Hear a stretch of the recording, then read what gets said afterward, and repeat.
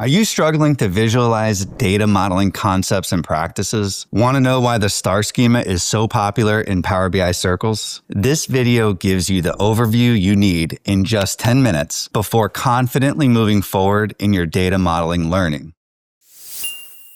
I'm Justin from Pragmatic Works, and we're diving into one of the most important concepts in data modeling for Power BI, the star schema. The star schema is a widely used data modeling technique in Power BI and other business intelligence tools. It's designed to optimize querying and reporting by organizing data into a clear, intuitive structure. Whether you're building dashboards for executives or wrangling data from multiple sources, understanding this structure can make your reports faster, cleaner, and easier to maintain. If you want to continue learning, check out our Data Modeling Learn with the Nerds course on YouTube or our Mastering the Star Schema course, as well as other data modeling courses and videos on our on-demand learning platform. Picture a star. At the center is your fact table. This holds the numbers, sales, revenue, quantities, or whatever else you capture in a transaction. Think about what could be in a row on a table like this: the date and time of the transaction, the customer ID, the product ID, the amount, the quantity, and on and on. In today's world, mass amounts of data are collected and stored with relative ease. Analyzing that data should be easy too. Radiating out from the center are your dimension tables. These describe the facts. Dimension tables are things like customers, products, dates, and regions. For example, in a retail business, your fact table might track each transaction. We'd have transaction ID, product ID, customer ID, date, amount. Even that small group still represents a lot of numeric measures. And we can calculate even more measurements using the data that we captured. Your dimension tables would include things like the product table.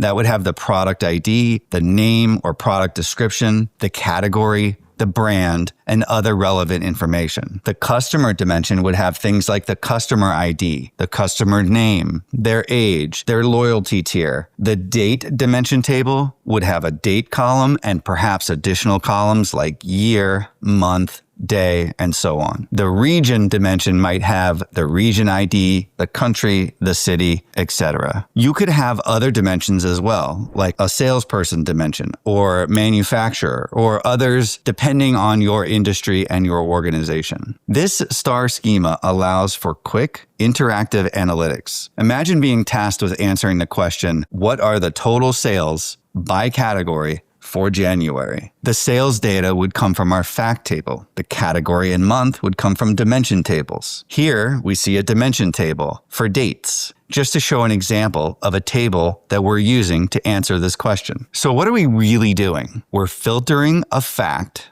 by two dimensions, category and month. Months stored in the month name column of the date table are attributes. They are used to describe other data. Let's talk about two key concepts in understanding data modeling in general: normalization and denormalization. I'll tell you right off the bat that the star schema is considered denormalized, but it actually borrows principles from each concept. So let's investigate further. Normalization is all about reducing redundancy. You break data into many small related tables. This is great for transactional systems like when you're processing orders or managing inventory. For example, in a university database, we might have a grades table with student ID, course ID, and grade. We might have a student table with student ID, name, and major. We might have a course table with course ID, title, department. And we might have a department table with department ID, name, dean, so on and so forth. This structure is clean and consistent, but in Power BI, it can slow things down. More tables means more joins or table relationships and more complexity for your users. In a denormalized data model like a star schema, denormalization is about flattening the data. You combine related information into fewer but wider tables. This is ideal for analytics, and it's exactly what the star schema does. Let's go back to our retail example. Instead of having separate tables for product category and brand, you might include them directly in the product dimension. You would have the product ID, the product name, the category, the brand, the supplier, a slightly wider table. Or in a healthcare scenario, your patient dimension might include patient ID, name, age, gender, primary physician, insurance provider. Yes, there's some replication, but the benefits are huge, including faster queries, simpler relationships, and easier DAX calculations that allow for further analysis. Back to the idea of borrowing from each concept, normalized and denormalized. The fact table in this graphic is very denormalized, whereas the fact table in a star schema follows some normalization principles to keep it lean and efficient. The dimension tables are denormalized to simplify queries and improve performance in analytical tools like Power BI. This hybrid approach is intentional. It balances data integrity from normalization with query performance and usability from denormalization. Let's talk about key columns. Things like surrogate keys are made up. They're unique IDs, like customer key, for example, 101, 102, 103. They have no business meaning, but they're great for performance and consistency. For example, in a hotel booking system, you might assign each guest a guest key, even if they have the same name as someone else. Foreign keys are how your fact table connects to dimensions. So, in your bookings fact table, guest key is a foreign key pointing to the guest dimension. In Power BI, you don't define these keys explicitly. So let's not get lost in the terminology. But you do create relationships between tables using key column. The word key is used simply to describe the purpose of the column.